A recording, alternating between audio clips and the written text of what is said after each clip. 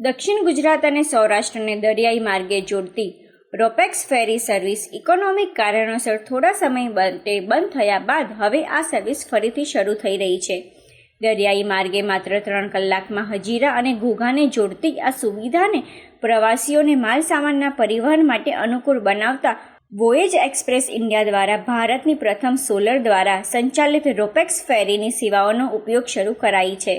Renewable એનર્જીના ઉપયોગને પ્રોત્સાહન આપવાના સરકારના પ્રયાસોમાં નોંધપાત્ર યોગદાન આપતા આ સોલર દ્વારા સંચાલિત રોપેક્સ ફેરી ઈંધણના ઉપયોગમાં પણ નોંધપાત્ર બચત કરશે. આ સુવિધાની પુનઃ શરૂઆત સાથે હવે પ્રવાસીઓ દિવસમાં 2 વખત હજીરા ઘોઘા અને ઘોઘા હજીરા વચ્ચે પ્રવાસ કરવાનો વિકલ્પ પ્રાપ્ત થયો છે. રોવેજ એક્સપ્રેસ ઘોઘાથી સવારે 9 વાગે અને હજીરાથી સાંજે 6:30 કલાકે રવાના થશે, જ્યારે કે રોવેજ સિમ્ફની હજીરાથી સવારે 8 વાગે અને ઘોઘાથી સાંજે 5 વાગે પરત ફરશે. ઉલ્લેખનીય છે કે રોવેજ એક્સપ્રેસ સંપૂર્ણપણે એર કન્ડિશનથી સજ્જ ફેરી સર્વિસ 3 ફેકેટેરિયા, ગેમ ઝોન અને દરિયાઈના સુંદરતાનો અનુભવ માટે ટોપ ડેક જેવી સુવિધાઓ ધરાવે છે. તેમાં 180 executive, 115 business, 80 sleeper, 22 VIP lounge, 11 cabin, સાથે 70 કાર, 50 બાઇક, 25 આઈસર અને 55 ટ્રકના પરિવહન જંગી ક્ષમતા ધરાવે છે.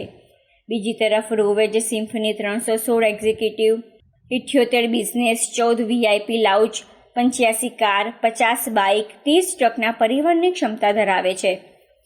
देखिए, इस बीच तेल का दाम बहुत बढ़ गया था और तेल का दाम 100% से ऊपर बढ़ गया था.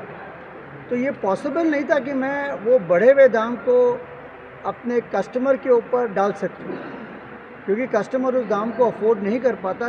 फेरी के दाम डबल हो जाते, इसलिए हम लोग को बंद करनी पड़ी. हमने सरकार से कहा कि आप हम हेल्प करिए, क्योंकि ये तो पब्लिक ट्रांसपोर्ट है, ये पब्लिक के लिए है.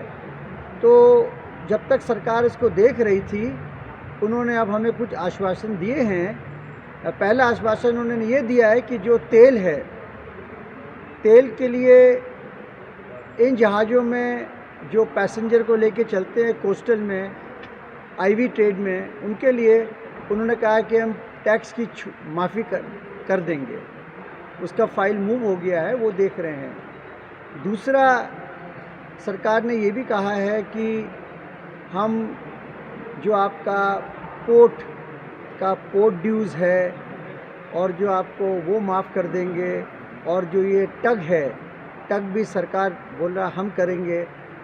और तीसरा बात ये है कि अभी तक सरकार ने जो इनलैंड वाटरवेज़ में जहाज़ चलते हैं जिसमें पैसेंजर चलता है, उसमें कोई जीएसटी नहीं रखा है, जबकि रेलवे में 5% जीएसटी है, 5% जीएसटी है. आप प्लेन का टिकट लेंगे 5% जीएसटी है. आप जीएससीआरटी का बस का टिकट लेंगे 5% जीएसटी है, लेकिन इसमें जीएसटी नहीं है. लेकिन जो प्रॉब्लम हम लोग को हो रही थी कि जो भी हम सामान खरीदते हैं, जो भी सर्विस, तेल, क्रू सर्विसेज, उसके ऊपर हमको 18% जीएसटी देना पड़ता है. तो हम जीएसटी वो सरकार से क्लेम नहीं कर पा रहे थे. तो इसलिए साल का हमें मोटा मोटी 15 से 18 करोड़ रुपया जीएसटी में जा रहा था. तो हमने सरकार से कहा कि साहब, या तो आप हमको कुछ जीएसटी माफ़ करा दो, नहीं तो आप हमारे टिकट के ऊपर में जीएसटी लगा दो. तो सरकार ने ये बोला कि नहीं, हम टिकट में अभी नहीं लगाएंगे. उन्होंने इस बात को कहा है कि हम जीएसटी को थोड़ा माफ़ करेंगे आपके लिए. Bureau report, Jitu Barad, Bhavnagar.